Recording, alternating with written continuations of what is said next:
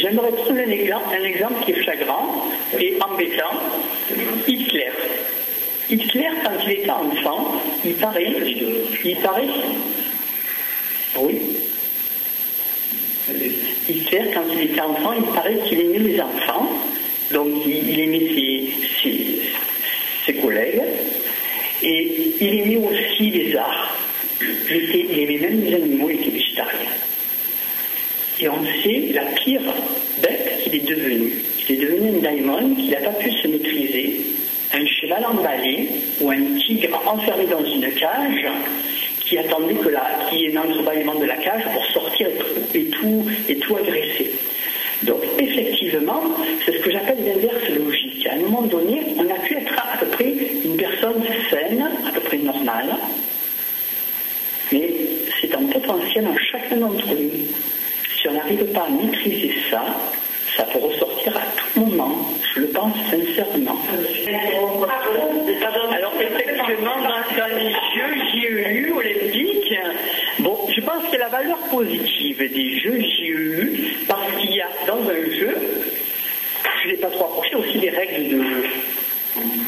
Il y a aussi un respect de l'arbitre, il y a un respect des règles de jeu, et qu'importe qu'on soit en Europe, en Asie, en Afrique, on joue peut-être avec les mêmes règles pour le football. Par exemple, Pierre de Coubertin, je me fais l'avocat de mon propre diable entre guillemets. Je pense que Pierre de Coubertin a eu cette idée de pouvoir rassembler des nations au même endroit pour pouvoir être ensemble et échanger des choses sans se battre et se tuer physiquement. Mais finalement, le jeu, qu'est-ce que c'est si ce n'est pas une mise à mort invisible entre guillemets? Échec et mat. Le roi est mort. Je joue aux échecs, je veux tuer le roi. La boxe, c'est flagrant, hein. On se prend un Disney Channel, on nous percute. C'est pas pour vous caresser les cheveux, si vous en avez. Mais effectivement, il y a dans le football les offenseurs et les défensifs. Il y a tout un jeu, il y a toute une stratégie militaire.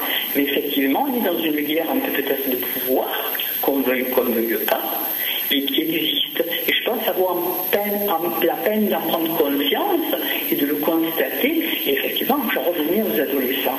Quand ils voient ça, remettons-nous aussi dans leur contexte d'adolescent, faisons un voyage dans le passé et revenons à 15, 16 ans, 17 ans. Voilà, oui, voilà. Honnêtement, nous aussi on a été jeunes, nous aussi on a contesté peut-être quelque chose, à moins qu'on ait dans ce vieil. L'autorité des parents était beaucoup plus sévère, il y avait plein de choses qui voilà. Mais au niveau mondial, sur l'échiquier mondial, on a peut-être aussi contesté quelque chose.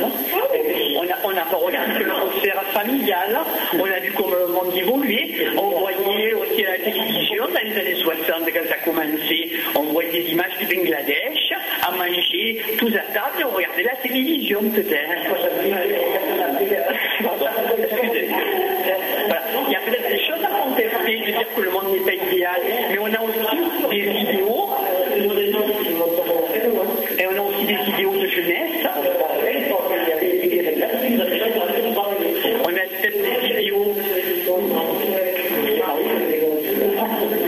On a des idéaux de jeunesse qu'on aurait voulu continuer, mais aujourd'hui, nos dirigeants, même s'ils ont fait souvent mai 68, entre autres, on peut se demander, se poser la question, qu'est-ce que vous êtes devenus? Est-ce que vous avez été fidèle à vos ennemis? Et oui, c'est embêtant de poser la question. Je suis l'homme à abattre, peut-être. Mais effectivement, ça vaut la peine de dire est-ce qu'on est fidèle à soi-même? Est-ce que par rapport à ce qu'on proposait à une époque, qu'est-ce qu'on est devenu aujourd'hui? Et est-ce qu'on propose la même chose qu'avant? Où sont nos idéaux? Personnellement, c'est vrai que je dis dans ce livre, Le voyageur du temps, le nouveau visage de Nostradamus, Marco Bruna, je fais pas la pub, sur Lulu, ou Amazon.fr, entre autres avec les autres, et 10 premières pages gratuites, ce sont des comptes rendus de voyages astro.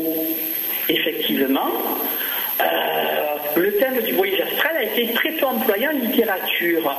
Ben, je me suis essayé un peu doucement, à travers de la lithothérapie, en se mettant dans un état particulier, de pouvoir faire un compte rendu de ce qu'on a vécu, entre guillemets, dans un voyage astral.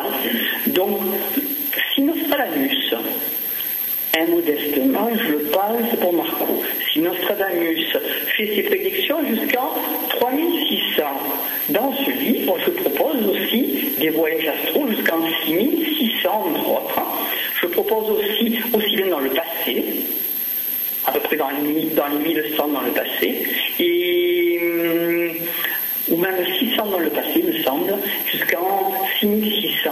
Et c'est un voyage, des comptes rendus de voyages astraux, une façon de proposer ce qu'on a pu voir et de le mémoriser d'une certaine façon. Alors si Nostradamus, Nassau de Provence, 13300, la ville cité de Nostradamus, on a sa maison, alors il y a la maison de Nostradamus qui est transformée en musée qui peut se visiter. Avec sa seconde femme de 7 ou 8 enfants, il a pu écrire ses centuries célèbres dans le monde entier. Et effectivement, il paraît que Nostradamus s'y prenait avec une bassine d'eau, il mettait des plantes aromatiques et ça lui servait de support, de boule de voyance, pour ses mancies entre autres et pour entre guillemets ses centuries. Voilà, moi je me suis pris d'une autre façon. Donc là dans ce livre je propose ça, mais ceci pour vous dire aussi qu'un artiste, il a aussi sa méthode. Après, est-ce que ça vaut la peine de rechercher quelle est la méthode de l'artiste? Ça fait partie du côté scientifique du comment et non du pourquoi. Pourquoi Nostradamus, 60 ans au Moyen-Âge, quand il y avait la peste, quand il y avait toutes ces guerres, entre autres, effectivement, les populations étaient bien régulées. Ça, c'est vrai que la natalité était peut-être forte, il n'y avait pas la contraception, effectivement, mais effectivement, il vous arrivait une épidémie, ça vous mettait, c'était radical, hein. Évidemment, voilà, il faut remettre dans le contexte de la peste et tout ça, voilà.